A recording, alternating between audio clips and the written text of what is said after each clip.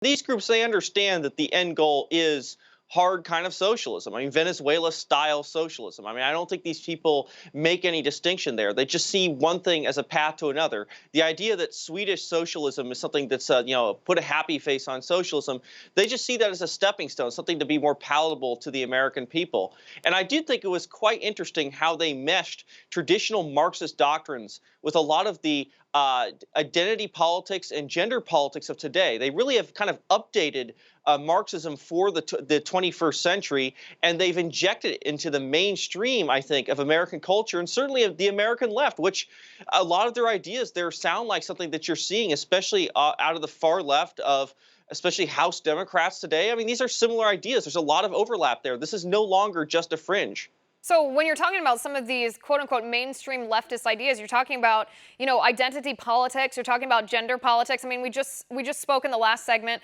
about Planned Parenthood not wanting to use the word woman anymore because it's trans exclusionary. But you're saying so gender and identity politics, and you're also saying open borders, that this, socialist Marxist conference, these socialists have really latched onto that as, a litmus test of whether you're a true Marxist, true socialist? I absolutely 100%. I mean, this really is becoming a litmus test. I think there in the past there's been conflict with some unions not necessarily wanting illegal immigration in this country. A lot simply saying that we should have borders, we should have sovereignty.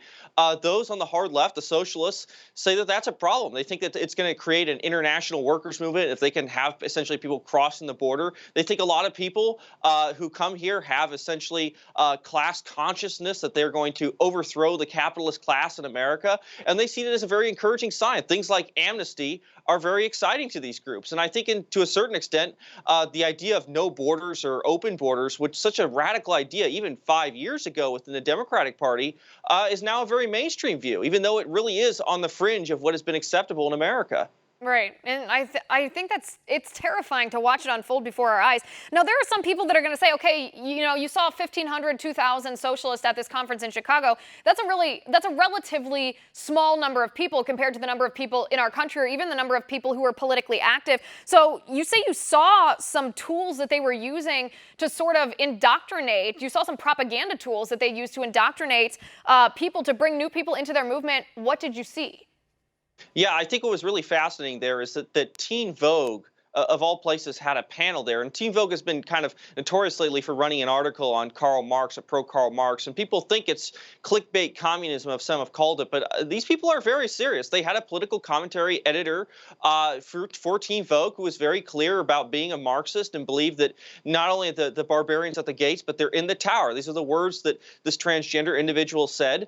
And I think that they want to get to young people in America. Obviously, it's had some success. I mean, we've seen the polls lately. I think a lot of them are quite frightening.